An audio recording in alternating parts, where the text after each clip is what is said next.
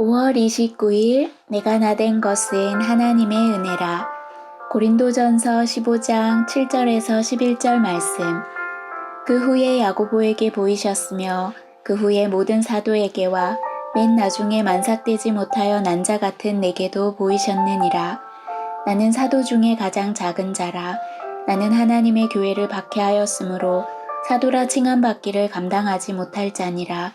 그러나 내가 나된 것은 하나님의 은혜로 된 것이니 내게 주신 그의 은혜가 헛되지 아니하여 내가 모든 사도보다 더 많이 수고하였으니 내가 한 것이 아니요 오직 나와 함께 하신 하나님의 은혜로라.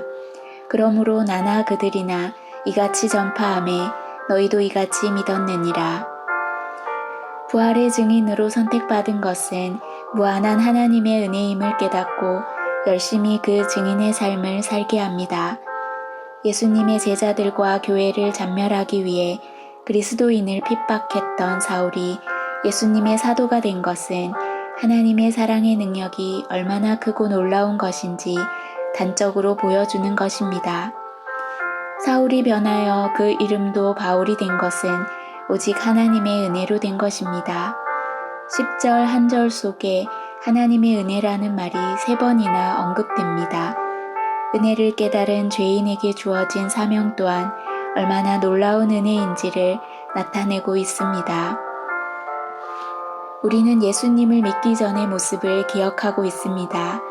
우리는 사울이 바울 되기 전처럼 그렇게 부끄러운 자신의 옛 모습을 떠올릴 수 있습니다.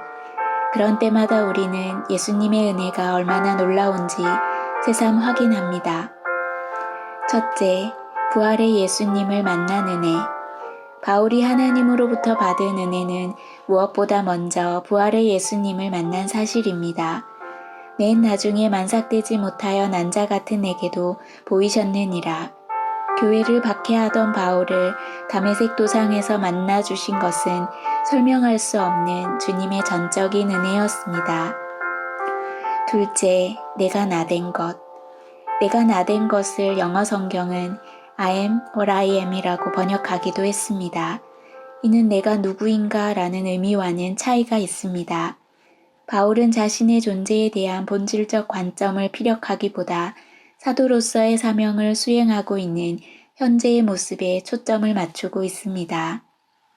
셋째, 그 은혜를 헛되지 않게 수고함. 내게 주신 그의 은혜가 헛되지 아니하여 내가 모든 사도보다 더 많이 수고하였으니 내가 한 것이 아니요 오직 나와 함께 하신 하나님의 은혜로라. 예수 그리스도께 받은 구원의 은혜를 깨달은 자의 사명감은 더욱 클 수밖에 없습니다. 그러나 그 사명조차도 오직 주님의 은혜로만 감당할 수 있음을 고백할 수 있어야 합니다. 우리는 내가 나된 모습을 얼마나 감사하게 여깁니까? 오직 주님의 은혜로 내가 나된 은혜에 얼마나 감격합니까? 그 은혜가 헛되지 않도록 얼마나 사명을 잘 감당하고 있는지를 깊이 묵상하여 더욱 열심히 주님께 충성해야 합니다. 구원의 확신과 부활의 생명을 주신 예수님의 은혜를 잊지 마십시오. 하나님 아버지, 구원의 은혜를 늘 기억하며 날마다 주님을 전하며 살아가게 하옵소서. 예수님의 이름으로 기도합니다. 아멘.